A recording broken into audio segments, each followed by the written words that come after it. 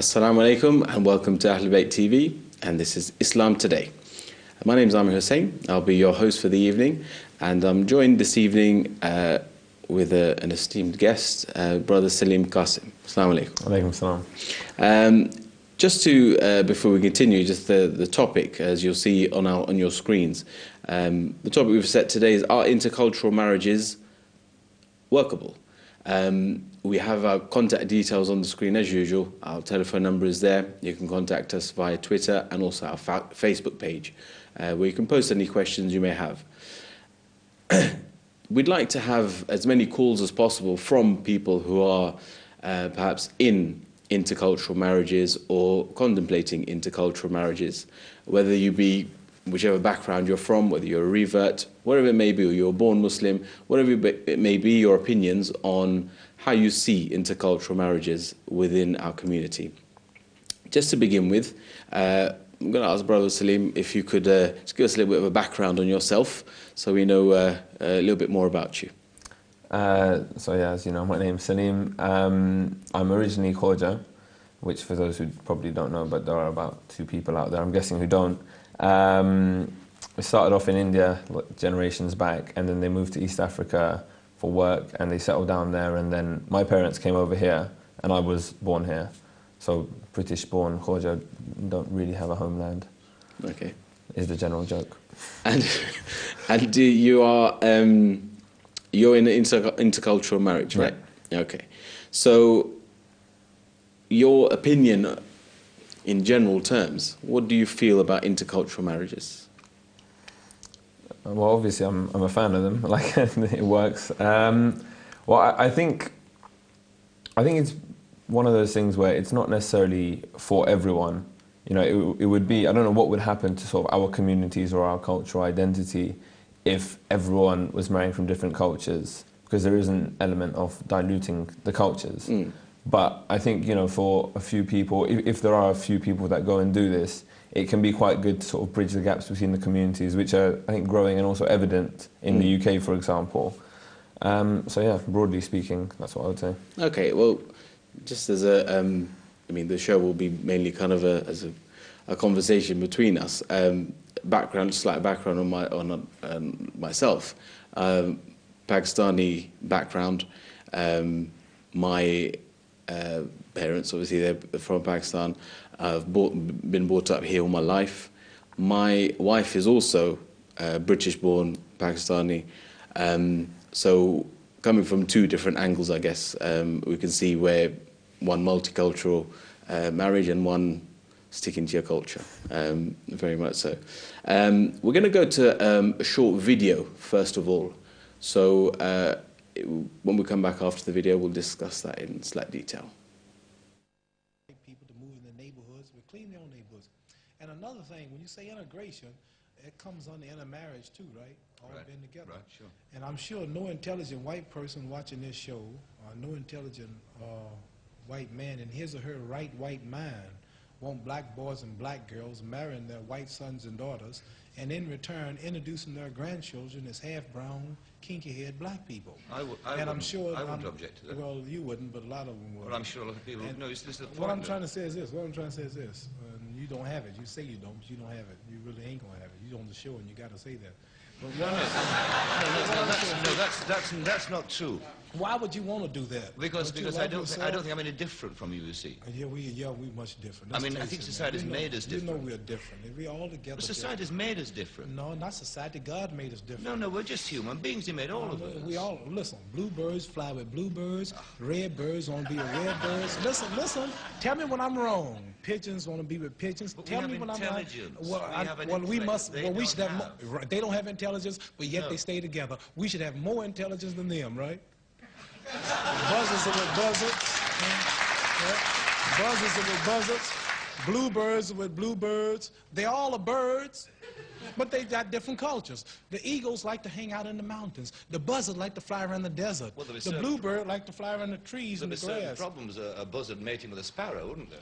What? There'd be certain... Right. And we have the problems too. No, I don't see no black and white couples in England or America walking around proud holding their children. That's because society... And going out. That's society's fault. I mean, I mean, we've got to educate people around it. Well, life is too short for me to be raised catching hell for something like that. I'd rather go and be my own. I have a beautiful daughter, beautiful wife. They look like me. We're all happy, and I don't have no trouble. I have no trouble. I ain't that much in love with no woman to go through all that hell. Ain't no one woman that good. You understand? I understand, yeah. I do understand. I understand. I think it's sad that it ain't sad because I want my child to look like me. Every intelligent person wants his child to look like him. I'm sad because I want to blot out my race and lose my beautiful identity. Chinese love Chinese. They love the little slanted-eyed, pretty brown-skinned babies. Pakistanis love their culture. Jewish people love their culture. A lot of Catholics, they want to marry a number of Catholics. They want the religion to stay the same. Who want to spot up yourself and kill your race? You're a hater of your people if you don't want to stay who you are. You shame what God made you. God didn't make no mistake when he made us all like we were. I think that's a philosophy of despair. Despair? I really do. It ain't no despair. Number one, can't no woman. Let me tell you something. No, I want to tell you. Listen, no woman on this whole earth, not even a black woman in Muslim countries, can please me and cook for me and socialize and talk to me like my American black woman. No woman, at last, is a white woman, can really identify with me and my feelings and the way I act and the way I talk. And you can't take no Chinese man and give him no Puerto Rican woman and holler about we're in love and you emotionally in love and physically, but really they're not happy because she's going to hear some Puerto Rican music, he's going to hear some Chinese music, and they're going to be clashing all the time. It's just nature. You can do what you want, but it's nature to want to be with your own. I want to be with my own. I love my people. That's all. Interesting. Muhammad Ali says we should stick to our own. I guess you don't agree with that, Salim. Well, I think he's obviously very opinionated, as we all know, and I think also given the sort of time that he's speaking, and race was a big issue. Yeah. And it was kind of a very in thing to talk about it and be that kind of critical of these things. I mean, what do you think? No, I think you're right. The time he did it, like I guess in the 70s. The view then was very different. Like he says, white people should stick with white people, black people should stick with black people. You kind of hardly see that now. That's how much it's changed. So I suppose that with generations it changes as well. But there's a lot of people now who are saying that they're worried that there might not be a white person any longer, a pure white person or a pure black person. I think the killer line in that was when he goes, "You're killing your race." If you and the question is, I mean, I don't know the answer if anyone does, by all means, but like if there was all this sort of intercultural marriages and children produced that were not sort of one race, could you effectively over a generation kill out a race? Not kill out a race, but you know what I mean, see it diluted. And I think that that's exactly what a lot of people are worried about now. I remember hearing something in Australia, where they actually they stopped coloured people, or people of colour, being anywhere near white people because they feared the white people were going to disappear, and there wouldn't be a pure white person left. So I think there are things like this where it's stopped in some ways. It's not allowed to flourish, and the view like Muhammad Ali had there was don't mix. Yeah, stay with white person because it's better. Yeah, but I think it's obviously times have changed, and you can see that a lot more even in public. Yeah, I think although his views are very outspoken and very sort of in his style, I wouldn't be surprised if a lot of people did, not secretly, but inside they sort of agreed with him. Yeah, and that wouldn't really surprise me. I think to an extent. No. Which is why when I first talked about this, I said that I don't think it's not a thing that everyone should go and do. I don't know what would happen. I don't know the repercussions of that with regards to our cultures. But for a few people, it can be sort of nice, I think. Yeah, no, absolutely. And I think the worry that people have is that if, like you said, the culture will go, or a race will go. Because if there's not, one pure white or black or Asian or whatever it may be, before you know it, there's no such race left any longer, and the cultures then dilute, then you have a problem of identity.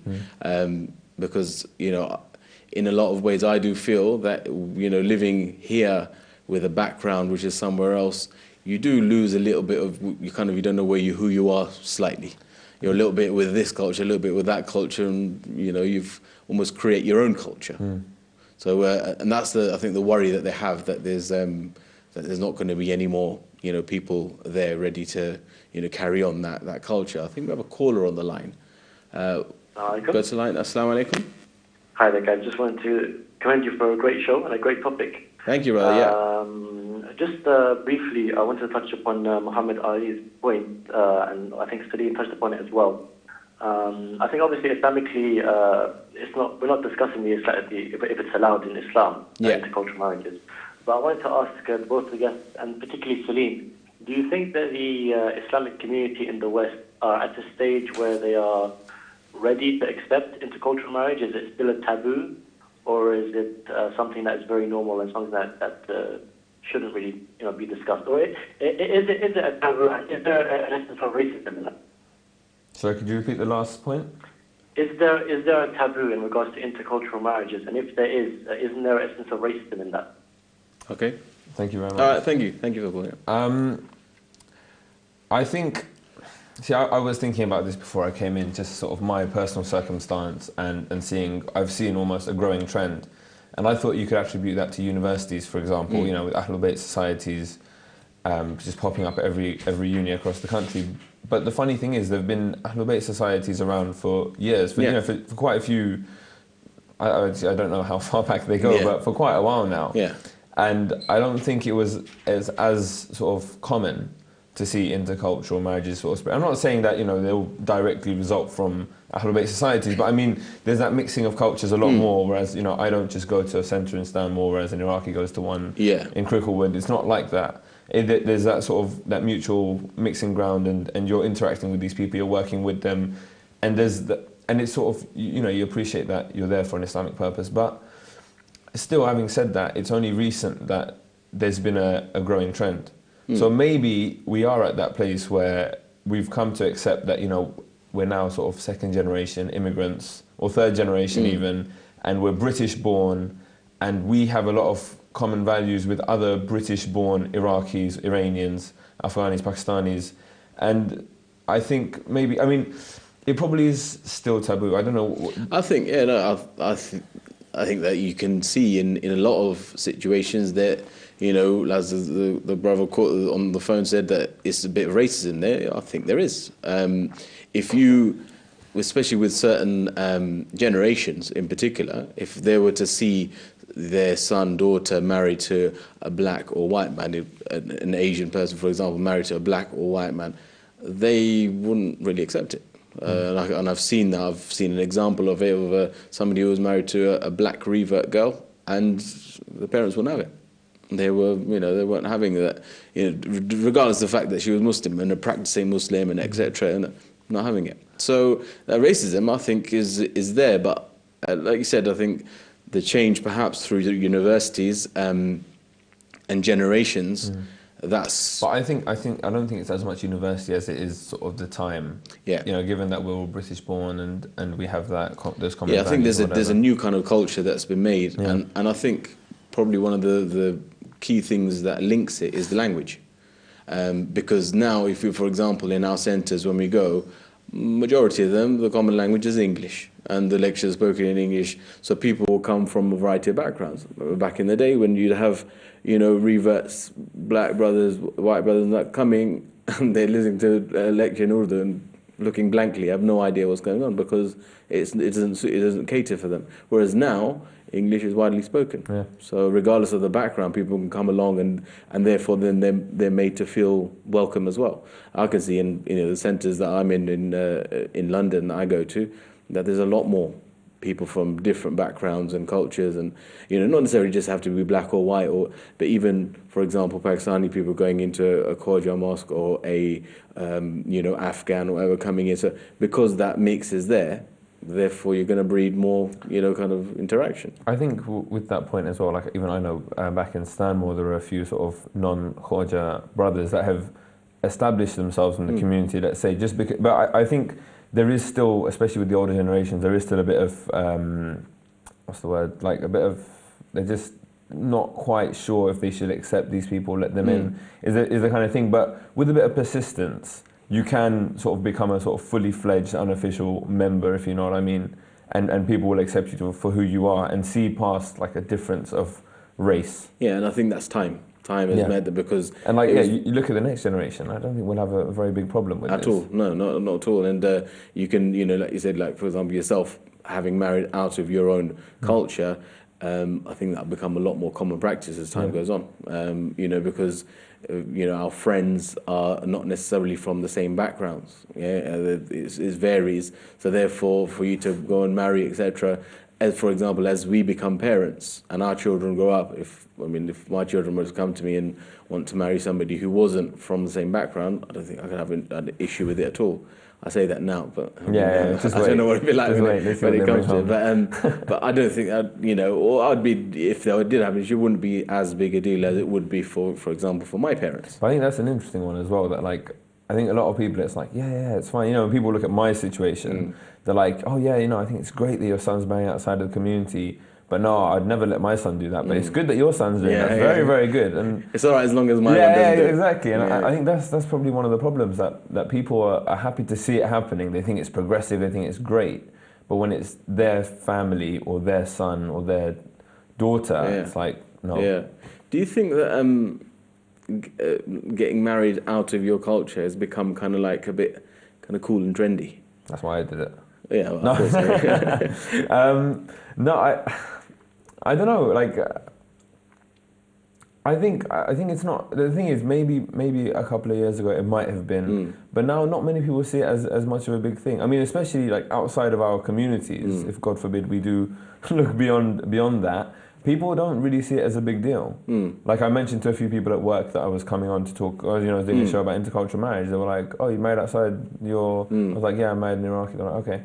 Well, yeah, with them, with people outside, for example, of our Islamic communities, to them it's, you know, if you look at it in some ways, they're a lot more progressive because they've been doing that for I was just going to say, maybe we just held back a few generations, like we haven't progressed in that sense. Yeah, but within our communities, I think that obviously, as you say, is a bit of a taboo subject. But I've seen increasingly as it happens, it's like, oh, yeah, it's a bit cool if you marry the white person or the black one who's got, you know, that kind of thing. So you do have, I think sometimes it has that. Not that it's necessarily a bad thing, because it's you know, because people always go on about, oh well, you know, I don't know, what has your experience been on in terms of just small things like food or language or, you know, just the customs and stuff. How's that been?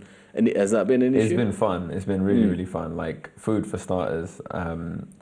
I love curry. You know, I could eat curry 24/7. I have for the past 20 whatever years.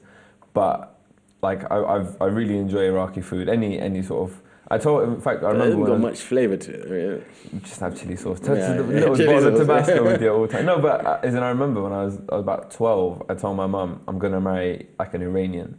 She was like, why? I was like, I love chili kebab. That was my reason, because I just love the food. That's a good reason. Yeah, I mean, it's fair enough. But I mean, like, that's how I saw it, as like, I'll just get that food all the time and I'll get to go to Iran to visit my in-laws. Yeah. And that would be great.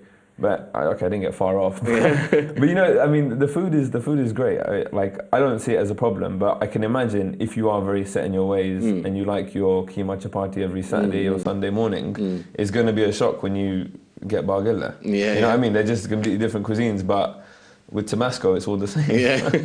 But in terms of like, just, I don't know, small differences in customs, I think, I don't know, language probably isn't so much of an issue because you both speak English. So, but other things, just little customs stuff, not necessarily even just so much for you, but for your wife as well. Has there been any sort of awkwardness? Well, I mean, like with my in-laws, their first language isn't English.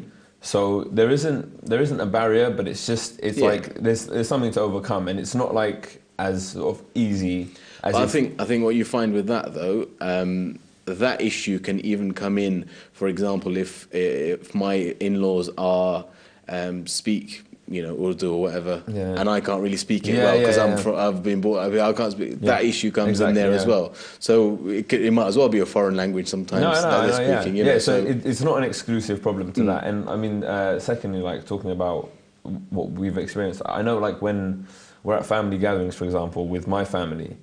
My wife will be there, and some of my family just naturally speak Kutchi, which is like a dialect from India. And apparently you can't even write it down, but that's a side issue. But so they'll speak Kutchi, and they'll be sort of going on, and they won't even realise, they don't do it to disrespect her. They can speak English, but it's just they feel comfortable because that's what they spoke when they were younger and everything else.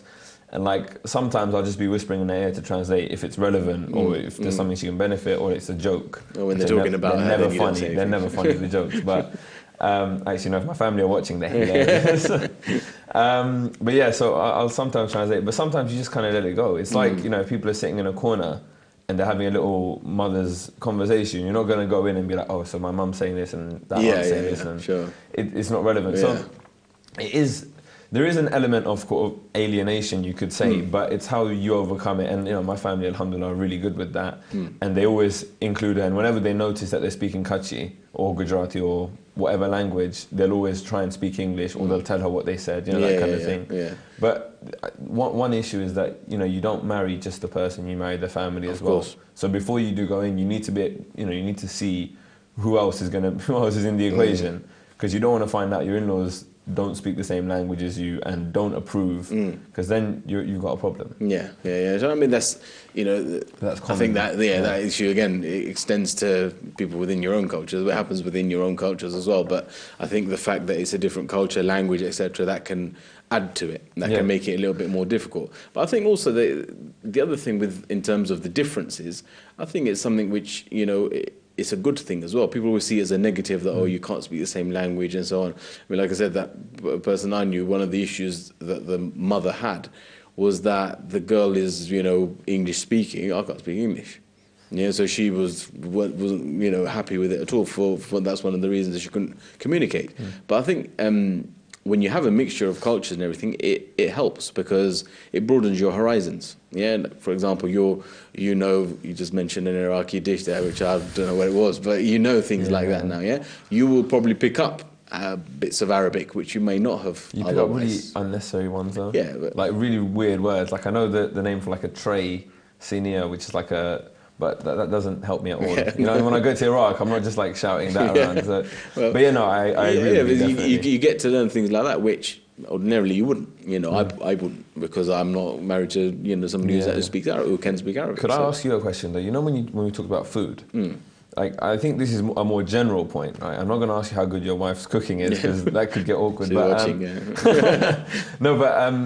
There must have been even that for you. Like once you left your sort of family home, or your wife started cooking for you, like it wasn't to your exact specification. So I think that is that. I think you're right, because you're used to mum's food. My mum makes it this. You don't want to tell your wife. I don't have that issue. Fatal error. You're used to a certain way it's made, etc. Now, obviously everybody makes things differently. The key thing though, it's the same type of food. So it's not completely different. But you see, that's the thing. Like when I have like a meat curry, I like the way my mum makes it.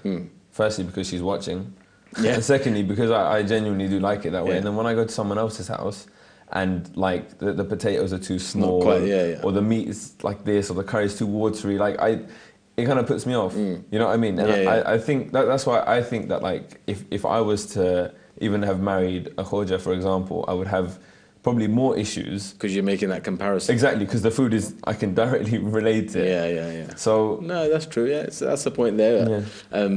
I'm not sure that's something you choose somebody to marry them because they don't make the same food as your mum. But no, that's right. I mean, this is the thing where I think all the differences within cultures, whether it's food, language.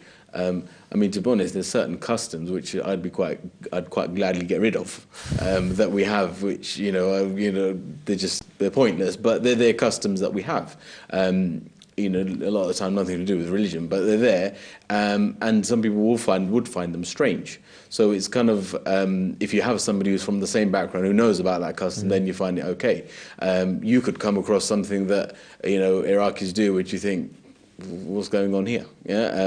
But if it was somebody from your same culture, you maybe would be like, it's weird, but we can both talk about it being weird. So you're okay with that. So these are the kind of things as well. But again, I don't think that these things are necessarily bad. Yeah, they're not seen. It should always be seen in a negative way. As you know, you've probably experienced that you've gained a lot. You know, from seeing a different culture and living with somebody from a different culture. Yeah, So no, do you think that people are at a bit of a loss when they don't have different cultures? No, I would definitely wouldn't say that, because there are people out there who do kind of interact with other cultures, and they, you know, they'll go to other centres that then embrace with all of that stuff, and they don't have an issue. Whereas you get people that kind of stick to their own centres, who just do their own thing, are very one track, very set in their ways. And they're the people that lose out. Whereas there are people out there who marry within their cultures who also embrace all the others. Yeah. And you know, like in Ramadan, they'll go to various different centres and they'll get a taste for it all. And that's fine. Like, you don't have to marry outside your culture just to experience a different one. Go on holiday if you need to. You know what I mean? No, that's true. And I think the fact that, you know, people go to different centres, for example, you know, it does open up your eyes. If you go to an Iranian speaking or Arabic speaking, if I go to them, I find it amazing because it's all different and all, you know, and it's completely different to what we might do, but in a good way. You know, and like you said, all it needs is for you to go to that centre, not even the country, and you can experience. Yeah, don't get married to someone from a different culture if you want to experience a different culture. Just go to a centre, or watch an Iranian movie if that's what you want. Or go to the country. Yeah, you know, like, that's not a reason to get married. But yeah, obviously your points are very valid. Did you ever think that when you were, you know, getting married or looking to get married, that a difference in culture would affect your compatibility in any way? No, I don't see it as, I mean, I think it's more about how you are, you know, as a person, and like, you know, obviously Islam is at the forefront. It's about religious compatibility first. And like that, you know, that was the first thing we even talked about, was our sort of religious aspirations, what was important, what, you know, all of that. I mean, you talked before you got married. Yeah, I know it's a new generation thing. Yeah, kids of today, I don't know. Yeah, this internet and it's crazy. I'm telling you, the world out there is scary. Yeah. But yeah, so we just we those are the things that were important. You know, we family, for example. You know, it was more like we're talking about how important is your family to you, what's your family like. You know, all of that kind of stuff. I was like, you know, I've got a big family and I see them very often, and so obviously that's going to play a major role in my life. Whereas I wasn't like, I eat this is what's important, and I go to this centre. I go to, you know, it's more about actually attending a majalis than which centre. As long as I can understand what's going on. I think that the point you made about the first and the primary thing that you should be looking at is your compatibility on religious terms. You know, how compatible are we? Do we have the same, you know, kind of thoughts or way of thinking, and, you know, plans for future, etc., what you want to achieve? Because a lot of the time people get married just because there is somebody who's within that culture and everything, and they've got, you know, regardless of the culture now, they've got completely two different viewpoints on what they're doing. So, you know, and that person might be exactly the same background as you, everything exactly the same, but, you know, your way of thinking is completely different. Whereas you can get married to somebody completely different background, but you're thinking in the same way. And I think that what's happening more and more nowadays, you'll see people of different backgrounds, but with the same ideology or same, you know, way of thinking.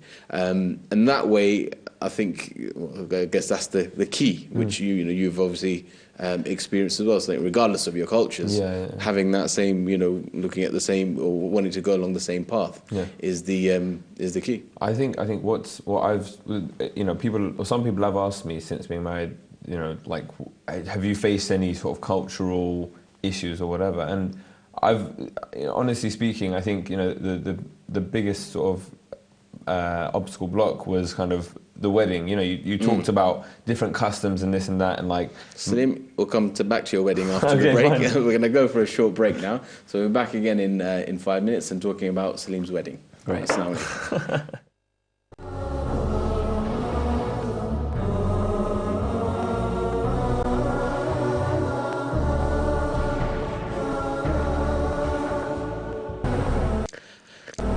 Assalamu alaikum and welcome back to Islam Today. We're continuing our talk on our intercultural marriages workable. We've got brother Salim Kassam with us here today, and before the break, before I rudely interrupted you, you were going to tell us about your wedding and what that was like. Yeah, I wish I brought my album. It's great pictures. No, what I was saying is that the biggest sort of obstacle I've found was like more with regards to the wedding, because like, you know, my family would have wanted one thing and my wife's family wanted something else, and trying to balance the two. And that was difficult. But then ever since, you know, obviously we got married, settled down, and in our day-to-day lives, like, because people ask me, you know, day-to-day, is there any issues? And I really don't think there are any. I mean, you know, we're both sort of British-ish born. She was born abroad, but moved here at 2. But yeah, so, you know, we're both brought up in London, in Britain, and, you know, we share that, I think, that cultural identity, this new cultural identity that people talk about all the time now in the media. I think that's the key thing, because you know, there are, like you said, the customs of the marriage, the wedding ceremonies, etc.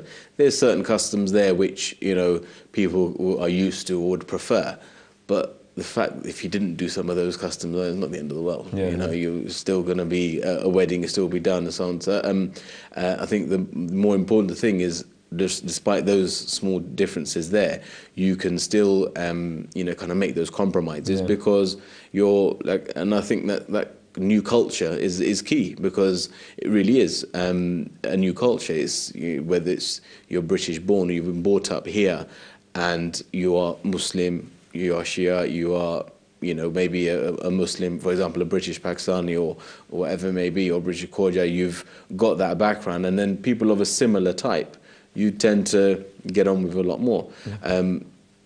I always go back to the example of, for example, if you had got married to somebody who was a Khoja from Tanzania, or wherever you're from, I might have offended you there, but you know, from Africa, you know, you would have, so background, etc., exactly the same, but you may well have not got on.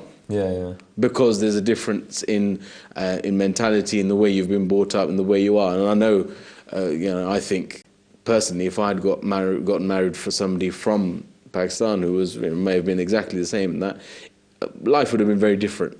Let's say, I don't know whether it would have been good or bad, but it would have been different because of that. And I think you can probably relate to the same thing when you meet people who have come from. I think that's why, you know, when I just said like this new British cultural identity, it is really a completely different culture. They always talk about, or you know, we in our community talking about marrying someone from back home, and like it's not back here is home for me. Back home is a holiday. I think the parents say that because parents it's back parents home for them. Exactly, But you know, that's the thing, and I mean, you can, and there are people that marry people that were born and brought up and studied in East Africa, for example, looking at the Khoja community, and are happily married. Again, everything is workable, I think, but I think there is an element of, there are different lifestyles, and they're two different worlds almost. I think sometimes mentalities are different as well, because of your upbringing, because of the environment you've been brought up in.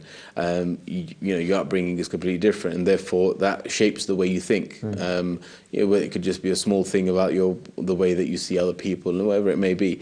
They're things that have been built into you, and I think in some ways I find that a lot of my kind of mentality and viewpoints are similar to non-Muslims, English white person perhaps, who's got a similar kind of thing, because we've been brought up in a similar way in this country kind of thing. So in some ways, in certain instances, you find yourself more closely linked to somebody who's completely, you know, I'm guessing we're both probably cynical Londoners. We have that sarcasm. Of course, you know, that's what's ingrained in us, being brought up in this society, and we share that with however many million Londoners there are on the tube in the morning, all grumpy. We're exactly the same. Whereas a Khoja or a Pakistani back home is going to be completely different. Wouldn't understand that. And a lot of the time, just even things like the banter that you have, or you know, the way your jokes, and you don't get your jokes. That'd be a nightmare, wouldn't it? That's more a reflection on you, I think, than the family. But. But things like that are.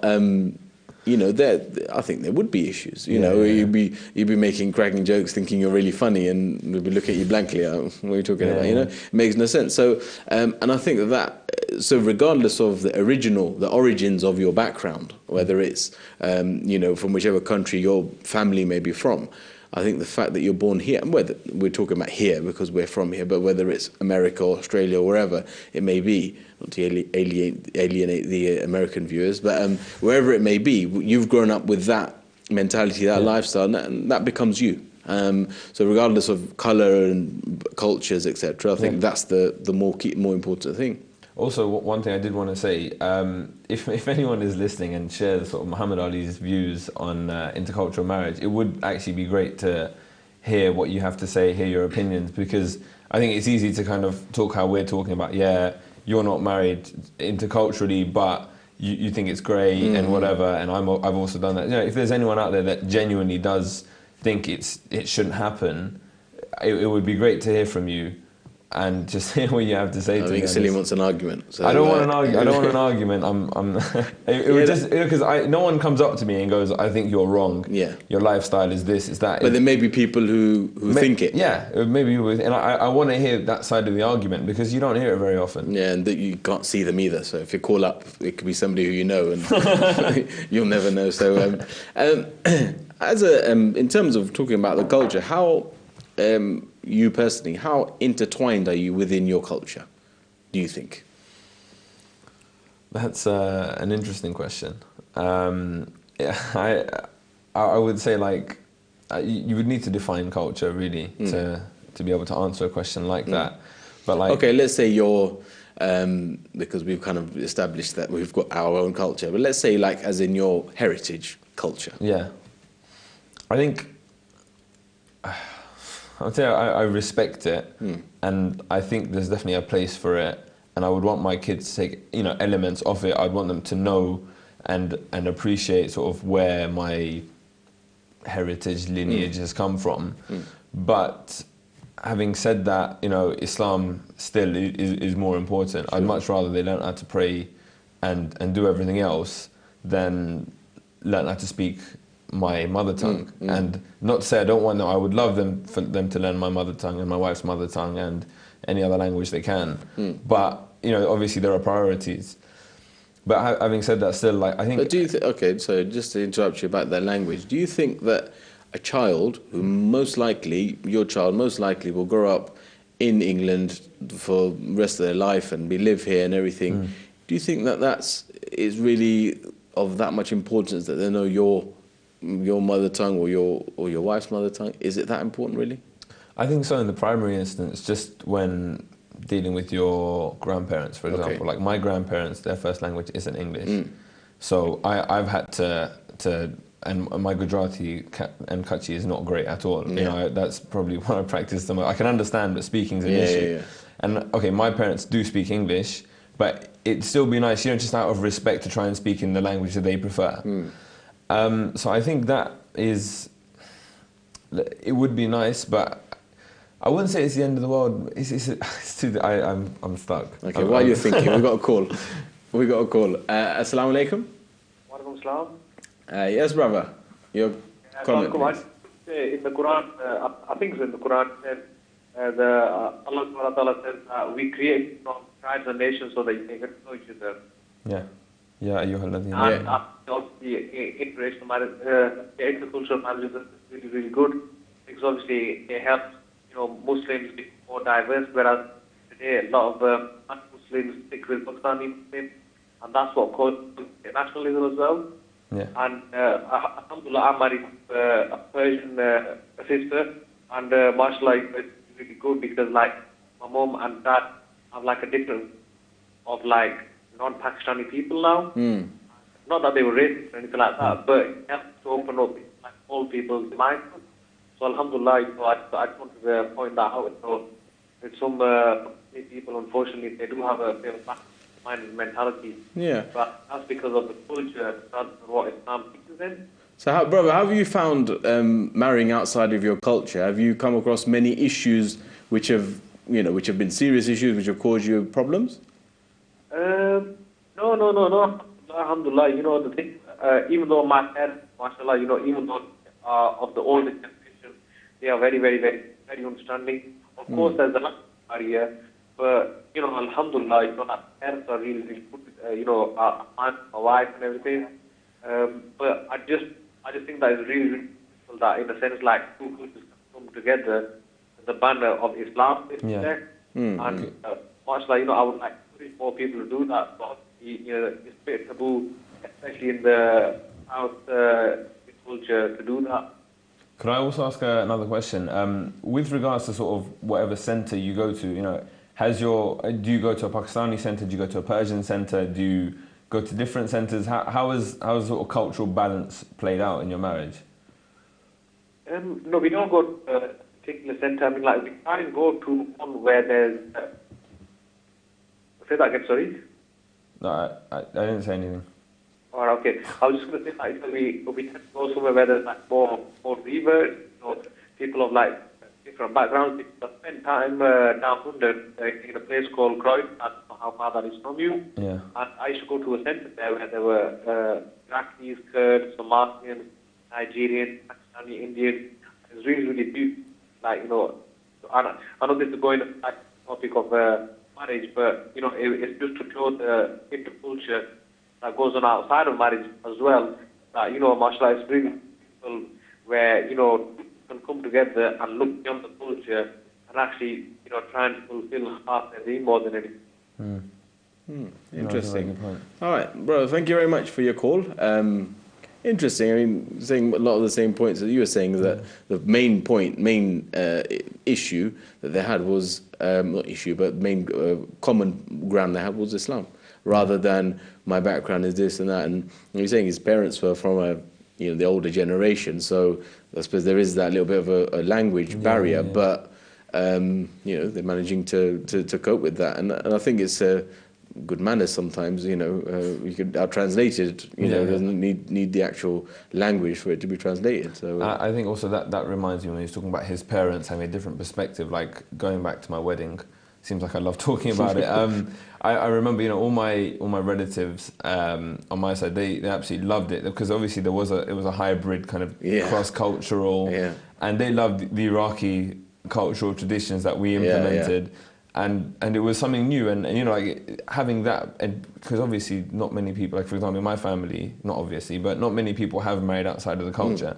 So for them to experience that was great, and they've embraced it and they've loved it, and they've taken my wife into the family as sort of one of our own, which is great. And I think that's, and they'll always have that, you know, they'll always know someone from the Iraqi community. Yeah, exactly. And they can vouch for the, you know, the. And that's what I'm saying. It opens up your broadens your horizons so much that you just simply get to meet more people. You know, a lot of the time, you know, as we know, there's many people within our communities who are just stuck within that community. They will not, you know, venture anywhere else and so on. But when you've got something like that where you're kind of forced to know people from other communities, then you realise, oh, actually, you know, it's actually quite good to know people and get the differences, and you know, even just small things, the way you may, you know, listen to a majlis, you know, the way, you know, certain people may mourn in certain different ways. Just little things like that, which is quite nice, because you don't normally get to experience it. It's just the same thing every year that you get used to. That's the other big thing as well, like the nuances of culture. You can be told them, but it's when you experience them that you truly appreciate. Like when you go to Syria, or when we used to go to Syria for Arba'in or whatever, or Iraq or anywhere else, that's where you get to see how people do things and be a part of it as well. And that's when it really hits home. You can watch as many videos as you want. But when you're actually there, or you're living it generally in your day-to-day life, that's what makes the difference. Going back to you know, how cultural, how much you take into your culture. I was stumped before. I thought we were done with that. You're getting away that easily. So, I mean, just to, you know, if I give you my viewpoint on it, I think a lot of the time culture overtakes your life, in terms of it becomes, for some people, it becomes more their religion than the actual religion. Yeah, they follow cultural practices rather than religious practices, and I think they're the things which are, you know, certain things that I try to stay away from, you know, within those cultural practices, because they don't really help anybody, and they aren't really. There's not really much point to them.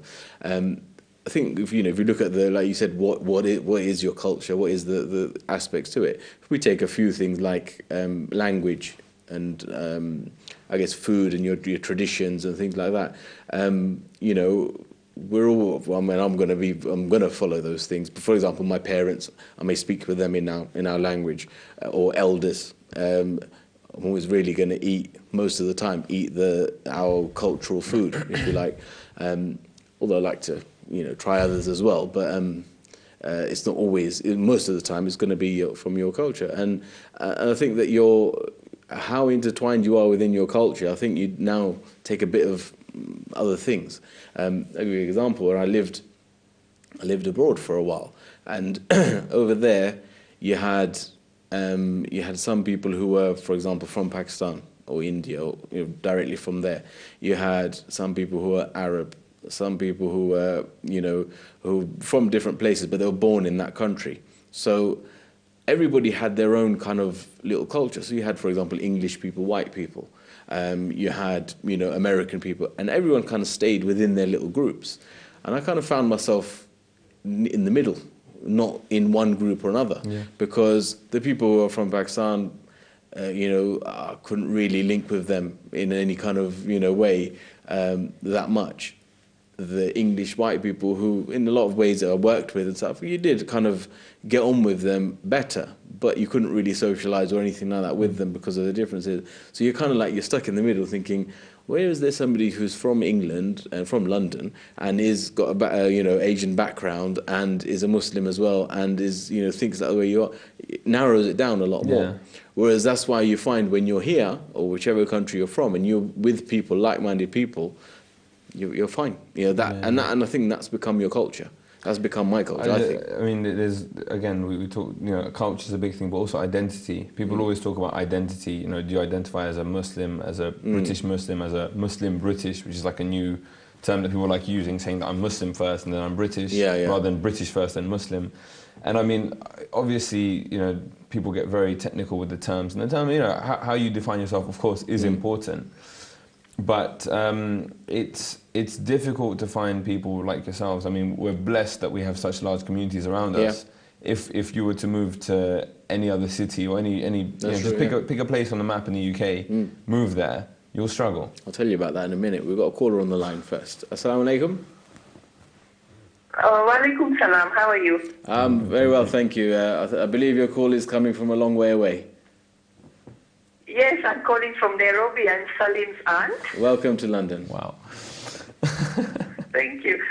Salim, I wanted to ask you and your host as well, do you feel that parents of today have accepted the fact that our children most probably will get married to outsiders from within the community, not like before, especially in Africa? I'm talking from our experience here, that if you came home and said, Mom, Dad, I want to get married to somebody from so-and-so culture, there would be a huge issue. There would be like, you know, arguments and fights and things like that.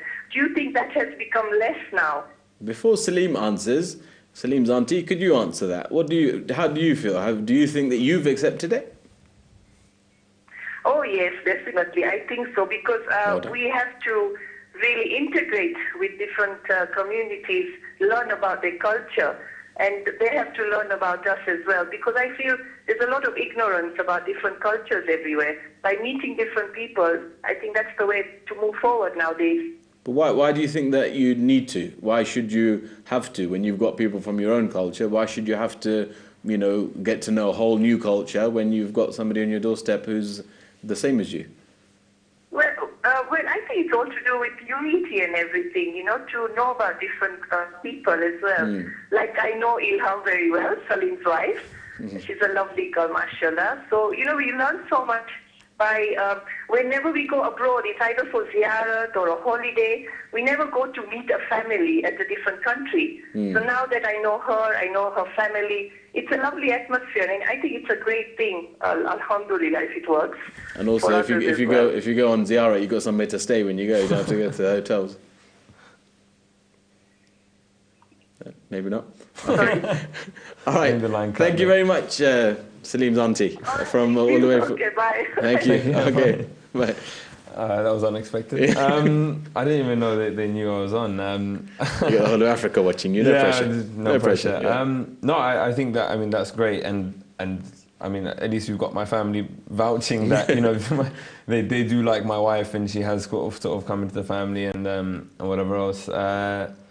What, can you remind me of the question? I was just still a bit shocked that my aunt called. She said, do you feel that parents nowadays are more, you know, open to, you know, and accepting the fact that people are marrying different cultures? I still think like it's probably more accepted, but I still think that there are a lot of people that are still very, as I said, I gave the example of when people, you know, came up to my mum and said, I think it's great your son's doing that, but there's no way my son, you know what I mean? Don't let your son give my son ideas. Like, you know, so there are still people in that mindset, but I think it is a growing trend. And I mean, give it a couple of, once we grow up and have kids, and inshallah they grow up and get married, I can't see there being as much of an issue. I think it's a generational thing, because obviously people of, for example, our parents' generation, that's unheard of, you know, within their thing. So as time has gone on, and for example, they've moved to different countries and so on, it's going to become more and more, you know, prevalent. And like I said, when we become parents and our children are getting ready to marry, I don't think it'll be really a big issue and going on from there. But you see, having said that, and I never thought I'd be saying this, but I think it's really important that we do, and I hope I do it, you know, my culture justice, in the sense I preserve the good aspects and try and preserve all the good that my culture brings. All cultures have good things in them and things that maintain your identity. And we shouldn't lose that in all of this sort of intercultural mixing and whatever else. Yeah. So there is still a reason to be cautious. I think what you're looking at it on a positive side is that, for example, your children would have both sides. In the sense they'd have the culture coming in from your background and also your wife's background. So it you know, increases their, you know, cultural diversity and you know, and that's a word. That's a word. But you know, it just makes it more interesting. Like, even like you're saying, your family and yourself, when you mix with other traditions, you're like, wow, this is good. But then your children will have it coming from both sides. You know, different things coming. So they'll be a lot more diverse than. But you see, like if you ask me my identity, I couldn't tell you I'm British, I'm this, I'm that. What would my kid potentially say? Yeah, well, you know what I mean? You've confused them now. Yeah, this is the problem. Really like, badly. and I mean, there are already people, I know people that have that same really weird kind of mix, but what the next generations will be even more. No, you're right. And but then I think that, to be honest, I think as that next generation comes, I don't think it's going to be as big an issue as it is now, that it's a different person from a different background and this, that, and everything. I don't think it'll be that much of an issue it's becoming more and more normal. So I don't think when our children become older, and it's going to be that they're from that background. I don't think it's going to be as big an issue as perhaps me or you getting married, or people older than us getting married. It was a lot more of an issue there. Just going back to what you said about being lucky in our communities. I also lived in another city out of London, and in the Midlands, and you know, that's when I actually realised. And another friend of mine, he's just come back from living in Switzerland, and he's experienced a similar thing that I did when I was living out of London, and that's that, you know, you might get a handful of people from your, you know, who are Shia, or you know, the similar kind of background. So for example, where I was, there may have been, you know, 2 or 3 people who are Persian or Iraqi or something, but you know, of the same kind of background. That literally a handful of people. So it's very difficult to have, you know, things that we're used to. You know, a friend of mine who just came back from Switzerland, he said the same thing. He goes, there was, you know, is a group of 10 people, and that's about it, and that's your Muharram every year. You know, and it's very different. Whereas we've got, you know, thankfully we've got so many centres in London, especially. Everywhere you turn, you've got so many centres and lots of different backgrounds as well. So you can have different types of speakers and different types of experiences. Whereas, you know, some people are very unfortunate. They don't have those But kind of things. even like 10 people is a lot. I would say, like, imagine, I can't name a place far up north enough that you would just be completely isolated. But imagine you were in a city or a small town that just had no Muslims other than yourself. Like with 10 people, I've known of cases where, like in Ramadan, they'll kind of you'll go to someone's house every night, and that person will cook. Next night, someone else's house. Exactly. You have that really homely community spirit, whereas. And culture is just not an issue there, because you are, you know, you have those people, and that's it. In fact, saying that, my nephew, when he was at university, he was in a really remote place in Essex somewhere, and he managed to find, I think it was just a family, and 4 or 5 people within that family who were Iranian, and he was, somehow he managed to find them. I don't know how, but he did, and yeah, it was like, and she was around. But he managed to find them, and during the 10 days of Muharram, they just had something on the internet, but they sat together and watched, and it was nice, to do that kind of thing, just to have people, and it didn't really matter where they were from. The fact that they had that common ground, and they'd sit and have something to eat and things like that, and welcomed each other, regardless of where you're from. So, you're right. Regardless of how small the community is, culture doesn't come into it. Unless you don't like their food or something like that, then you're in trouble. But culture doesn't really come into it. It was more a fact of that common ground of their religion, of their beliefs. That's what drew them together, and I guess the same with you and your wife as well. Yeah, regardless of that. So it goes to show that you don't have to always have the same kind of things or massive communities to make things work. We're going to be coming up to our prayer break now. So we're going to be we'll go away for 10 minutes. The prayer break will be for 10 minutes. So please do send in any questions that you have via our Twitter at Ahlul Bayt TV, our Facebook page, or call us, as the callers have done. Very interesting calls. And if you do disagree with any intercultural marriages or relationships, please do let us know your views and why you think that. And we'll be back after the break. We'll see you soon. Assalamu alaikum.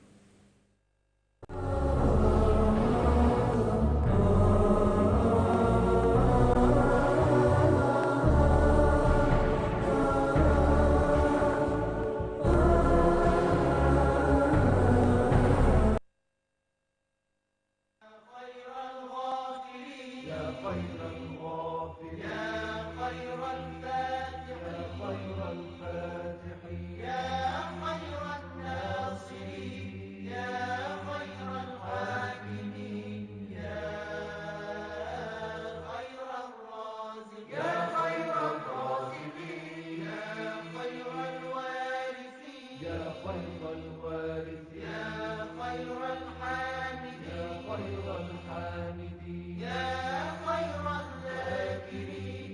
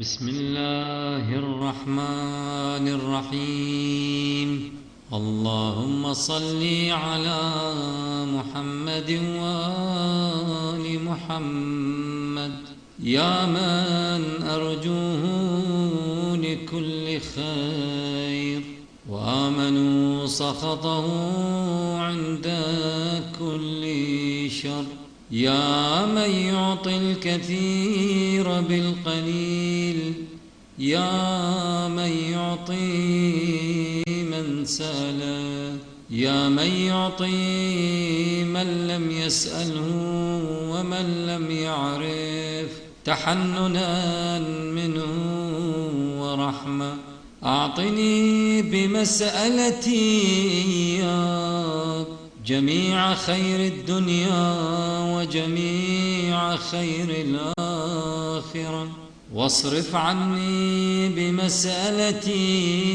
إياك جميع شر الدنيا وشر الآخرة فإنه غير منقوص ما أعطيت وزدني من فضلك يا كريم يا ذا الجلال والإكرام يا ذا النعماء والجود يا ذا المن والطول حرم شيبتي على النار برحمتك يا أرحم الراحمين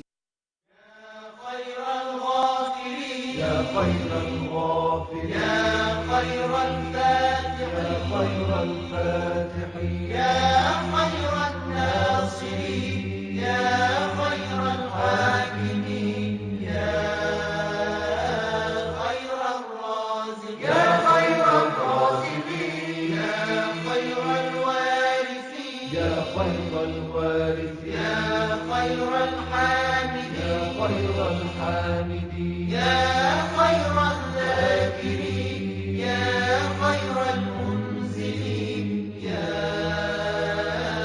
خير المحسنين يا من له العزة والجمال يا من له القدرة والكمال والجلال يا من له يا من هو الكبير المتعال يا منشئ السحاب الثقال يا من هو شديد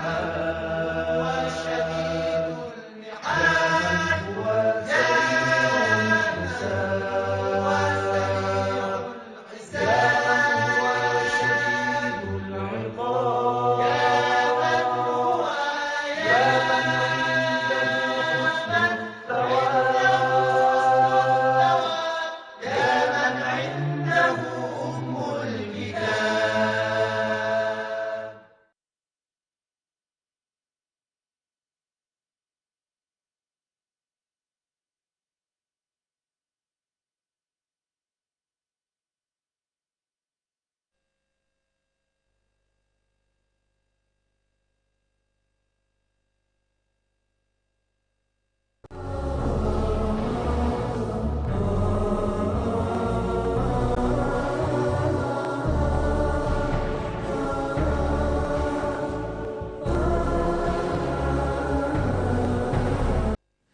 Assalamu alaikum and welcome back to Islam Today.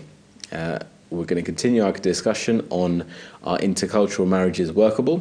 We've been discussing over the past hour or so with our guest today's Salim Kassam, and we've been going over various areas of culture and how they work and don't work. We've touched on the topic of racism within our communities, and is it prevalent? We're going to go to a short video, and we'll discuss the video when we come back. Imam Siraj, you're the only person that can bring me to Gainesville. I went to the Florida State University in Tallahassee. And this is the second time I'm here, and you're the second time I came back because of you. Are you serious? Yes, sir. I'm a lawyer, and I actually deal with a lot of these situations that you're talking about in Marion County. But my question to you was about you talk about racism in America, et cetera, et cetera. There's a lot of racism within the Muslim community that I see. You know, certain people, Arabs, Indians, black. You know, especially in particular, a lot of people that are born Muslim. They look down. I don't know if it's psychological or what have you, but they look down on people who convert to Islam, and they feel that because they're born Muslim, they have more of moral superiority or something like that about passing judgment. I think some of that exists. I think, brothers and sisters, some of it exists. Some people would argue that racism is more than a feeling. You know, it's a feeling that I'm better than you. Some people would argue that racism is not only the feeling, but the power to do something with that feeling. That is, the United States government, we had institutionalized racism.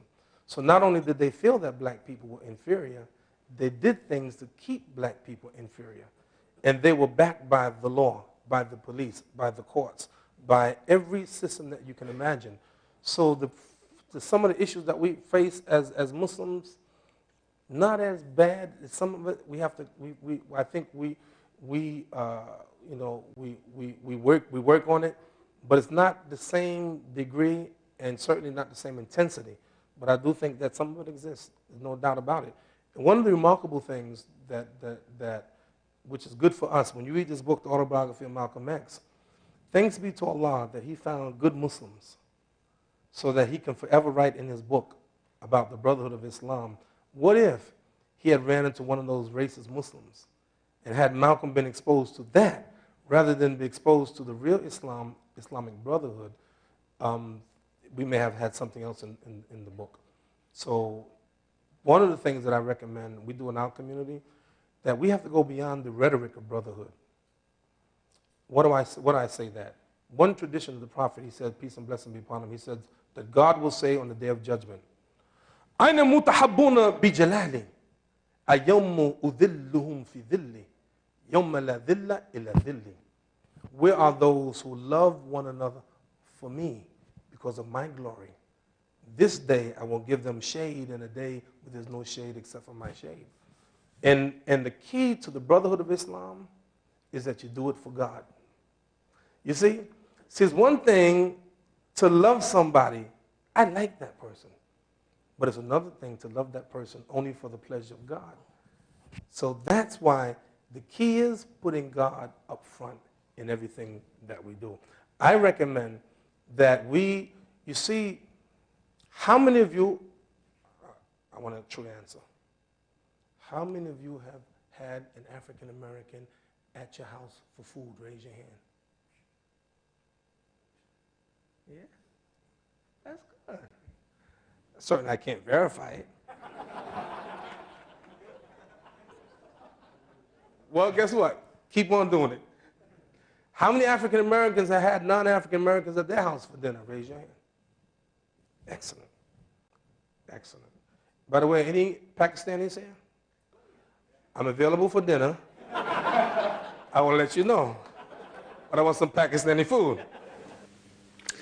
Very interesting little clip there regarding racism within our communities. I think what we've got to try to be is mega racial but anti-racist in some way, because what happens is you've probably come across people within our centres and stuff who will claim that they are made to be scapegoats because of the colour of their skin. Like we were just saying off air, there's many people who simply can't get married, or people just won't even look at them because they're a different colour, and they'll think about their families and so on, that kind of thing. And do you think that that's quite a big problem within our communities? I think it definitely is a problem. I mean, people revert to the religion, which is great, and they get all the support, the moral support from friends. You know, that you rally around them, you not egg them on, but you encourage them and you teach them or whatever else. But then when it comes to giving a son or daughter to marry them, you're just like, nah, again, it's one of those, not me, but someone else. Someone else, yeah. And I know, I've heard of, I know friends of mine that reverts that have struggled, and I'm sure you must know many as well that face Yeah, I mean, the same issue. you know, we've come across people when they tell you their stories, and like, you know, some of the stories are quite, you know, worrying because they struggle so much, even though they're, you know, one of the best type of people that you would come across as people, and then as Muslims as well. And they just really struggle to find anyone to get married to, you know, because, and there's no really any other word, don't it, because of the racism. You know, if you're not kind of from the same background as us and but one of us. It's not the background, it's more the case that, you know, as the brother said in the video, the moral authority that my family, I was born into Islam, therefore I'm better than you. I'm better than you, exactly. And what you quite often find is usually it can be the opposite in some cases, you know, where just because you're born into it, you think you've got a right or, you know, more standing in the religion, but quite often you haven't, you know. And this is the ironic thing, is that people are, you know, turned away and rejected who are, you know, different colours, but as moral in morality and in their spirituality, they're much higher than most others, you know. So I think this is something which, you know, to some extent, as we've talked about, that we've broken down some barriers, but I think there's still quite a few left. I think we can only hope that in the future the next generations aren't prejudiced in this way. That hopefully, you know, we will be able to give our sons or daughters to these people without batting an eyelid. I mean, I think the other, you know, where the problem lies is that we, like you said, encourage them to come into the community. Yes, become a Muslim. Come into our community, come to our centre, no problem. And we welcome them with open arms. But then when it comes to the next step, which naturally they're going to look to get married and find a spouse, you know, nobody is forthcoming. And I think the problem is that no one takes ownership. You know, it's our problem, but it's not your problem. It's not my problem. It's our problem. Yeah. No one's going to fix it. No Yeah. one looks to fix it because they think someone else will do it. Well, I think you know, people, I suppose, need to try and take a stand where they'll start doing it, and then others will see and think, okay, you know, that person did it, that person did it, so it can't be that bad, and you know, and so we'll, you know, as somebody who leads it, and then others quite often follow. But it's I think it's something which has become quite a big issue. I mean, myself and yourself probably, you know, wouldn't have experienced it in any sort of big way. But if you talk to a lot of people who are reverts, they'll tell you that that's where they struggle the most. And that's where they're you know, finding. And sometimes I've not come across anybody it has happened. It can move them away, you know, from the religion, and not really kind of want to be too interested in it, because they're saying, well, these are the kind of people that, you know, and as the sheikh on the video said, had Malcolm X gone to Hajj and met a racist type of Muslim who saw a black man and thought, what's he doing here? They don't belong here. Then he would have been a completely different course in history, you know. And you know, that's Malcolm X, who was a big figure. But if you just look at just anybody who we meet, how we are with them can shape, you know, how, you know, their life is going to go within the religion. So I think we need to take a lot more responsibility within our centres, and I suppose be a lot more open-minded. I think also on an individual level, like, in fact, just the other day I was at my centre and an uncle kind of came up to me and he said, I think there's a non-Muslim brother sitting there. At the end, make sure you go talk to him and that he feels welcome. And like, so that was, he was telling me, so then it became my responsibility.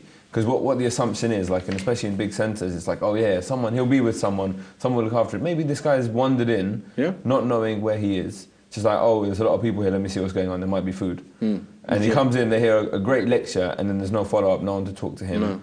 And these things can happen, but it's just like, it's not racism, but it's just we don't take responsibility. And likewise with the whole intercultural thing, it's like people are like, it's great, but not for me. Yeah, and I think also, like I said, we've kind of gone halfway, but then we can't stop. So, like, as you know, back in, you know, many years back, you would find there was nothing catered for anybody who didn't speak Urdu. Yeah, it wasn't really much there for them, so they'd have to sit through something they didn't understand or get translated by somebody. Now, at least, that part has helped, and I think you see in our centres, we see a lot more people coming in from various backgrounds, but you know, there's still the next level that we need to cross, because we're still finding that they're being alienated, you know, somewhat. I mean, they're welcomed in the communities. It's not like they'll be sitting in the corner and everyone's looking at them, laughing at them. But they're welcomed within the centres. But you know, when they need that further support, I think it's, we're found wanting in our communities. We've only got a few more minutes left until the end of the show. So how do you think we can promote or encourage more kind of cultural integration within our communities to avoid these issues that can arise?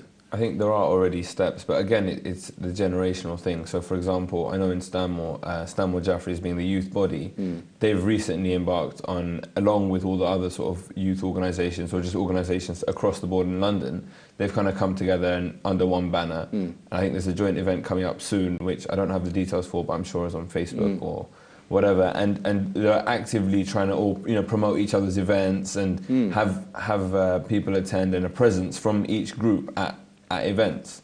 So these steps are being taken, but again, it's possibly more amongst the youth than it is amongst the older generations. Yeah. So how, because it's a delicate subject at the same time, you know what I mean? You can't just tell your parents, no, you're wrong, you're this, you're that. There is a respect element involved, and obviously respecting your parents is one of the foundations of our religion almost.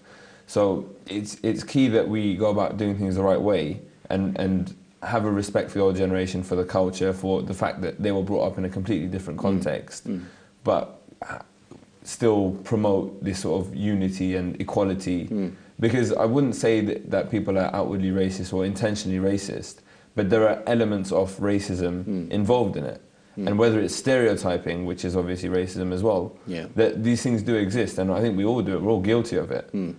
And that's the only way we can try and bridge these gaps, is by actually interacting with people, getting to know that not all Khojas are stingy or whatever the stereotypes. You can probably tell me the Khoja stereotypes and I'll tell you the Pakistani ones. But we have to try and overcome those things by interacting with each other. And I think people like yourself are quite important, because you've shown that you can bridge that gap. And there are there aren't really many issues in doing it compatibility wise and everything. There's not at all. So I think people like yourselves who people can see as examples. Okay, that person has done it, that person's done it. So there's nothing wrong with it. It can be done and be successful from it. I think that's the other thing that's is important in our communities, which hopefully I think we're seeing a bit more and more.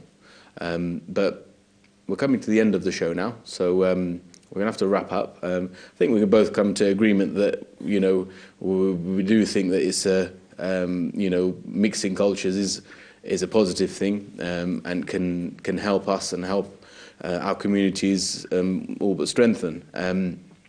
So I think the more people take it on and become, more accepting, you will find our communities growing and becoming a lot better. Definitely. And so with that, we're going to finish up there and call it a day. Thank you for watching Islam Today. Thank you for everybody calling in for your opinions and your stories. Thank you very much to Brother Salim for joining us today. And we'll see you again next week, same time, same place. Assalamu alaikum.